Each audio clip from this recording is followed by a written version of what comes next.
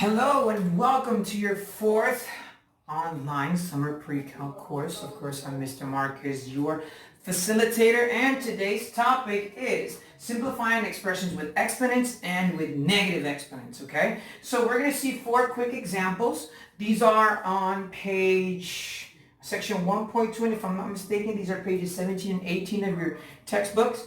Once you've seen these exercises, and review the video, I want you to go to page 22 and you're going to answer problems 35, 39, and 41. So let's get started with the topic for today. It's real easy. So in our previous videos, we talked a little bit about the laws of exponents, and we talked about zero exponents, negative exponents.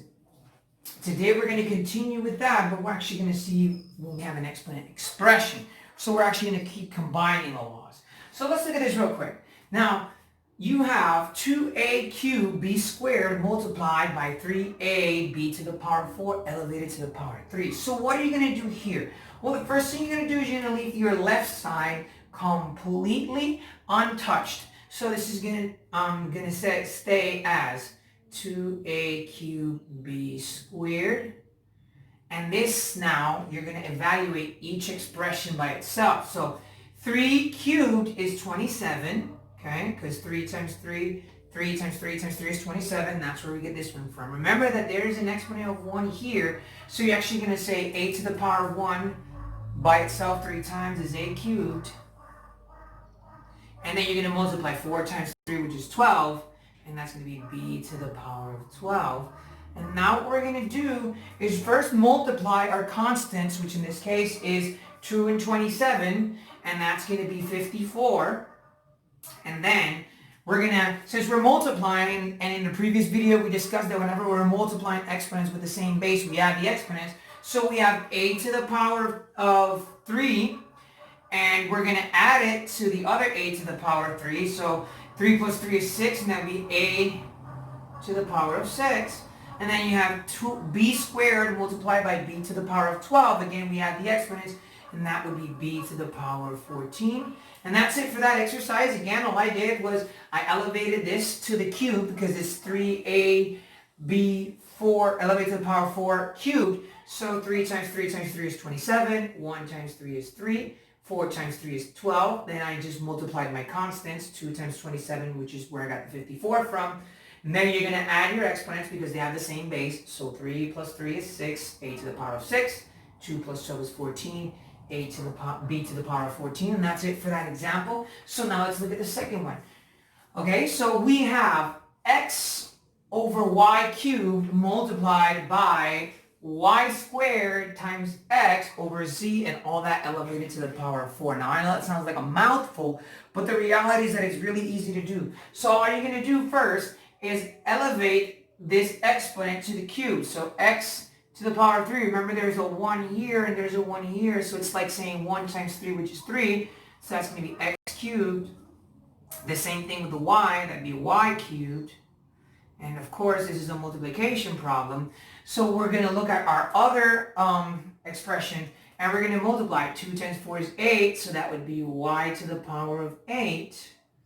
And then x to the power of 4 is 4, so x to the power of 4. And then z to the power of 4.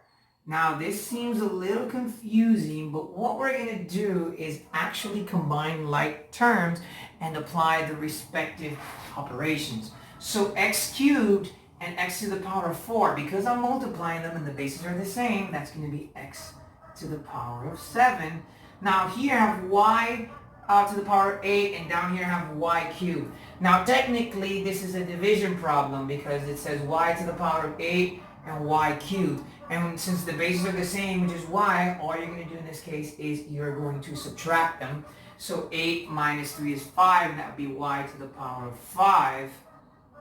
And then obviously z to the power of 4, there's nothing I can do with it, so I just leave it expressed as z to the power of 4. And that would be your answer, ladies and gentlemen, for B. Your answer would equal x to the power of 7 multiplied by 5 over z to the power of 4. And in our first example was 54a to the power of 6 over b to the power of 14. Now, if you've noticed, these have all been positive, these expressions have had positive exponents, but what is the case, or what happens if we have negative exponents? And that's what we're going to do in these two down here. So I'm actually going to go ahead and erase this. Again, if you have any questions, you can pause and rewind the video. And let's go to our last two, which would be the last two of this video. And now what do we do if we have negative exponents? And we have this one which says 6s t elevated to the power of negative 4 over s to the power of negative 2. So what we're going to do is we are going to, first of all, just divide 6 over 2, which would be 3. Okay, so we would say 6 divided by 2 equals 3. And we have s, and we have t to the power of negative 4, and we have s elevated to the power of negative 2. So what we could do, and t squared, okay? So what we're going to do now is we're going to flip them, we're going to exchange them. So I'm actually, the t to the power of negative 4, I'm going to bring it down, and the s to the power of negative 2 I'm going to bring up. So we're going to rewrite this expression as 3, and we have s. So we bring this negative 2 up, and as I do that, as I now put it where my numerator is, it's going to change the expression, and it's going to be s squared. And I'm going to bring the t to the power of negative 4 down, and it's going to be t to the power of 4 and t squared. Okay, so all I did first was I divided 6 by 2, which is 3. Then what I did was I inverted the positions of the negative exponents. So s to the power of negative 2, which was in my denominator, I move it up to my numerator, and t to the power of negative 4, which was in my numerator, I move it down to my denominator. And what I'm going to do now is just execute the respective operations. So since the bases are the same and I'm multiplying them, I'm going to add them. And remember, this is an exponent of 1. So in this case, 1 plus 2 is 3, and this would turn into 3s cubed. And then here, 4 and 2, since they have the same base and I'm multiplying them, I'm going to add 4 plus 2, which would be t to the power of 6. And that's it.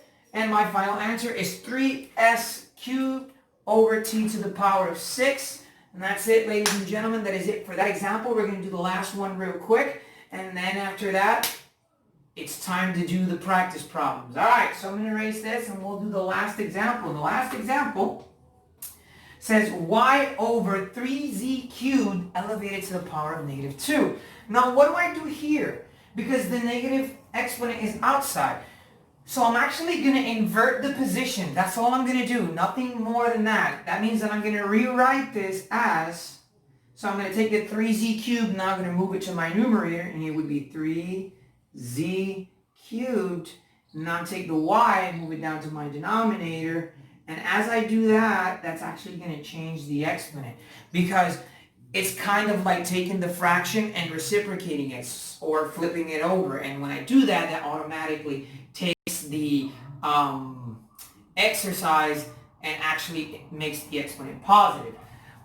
So what you're going to do now is just evaluate each expression. 3 squared is actually 9. And z cubed times 2 is 6, so that would be 9z elevated to the power of 6. And y elevated to the power of 2 is y squared, and that's your answer. Okay? Now, that's it.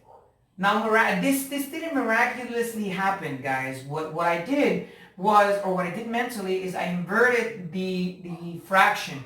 When you invert the fraction, because technically this is a real expression, so when you invert the fraction and reciprocate it, that actually turns everything into a positive. So, or not everything into a positive, excuse me, actually turns the exponent into a positive.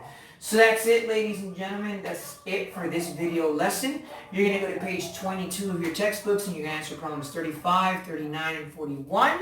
Okay? And again, I hope you're enjoying your summer online experience. I'm Mr. Marquez, and I'll see you guys soon. Bye.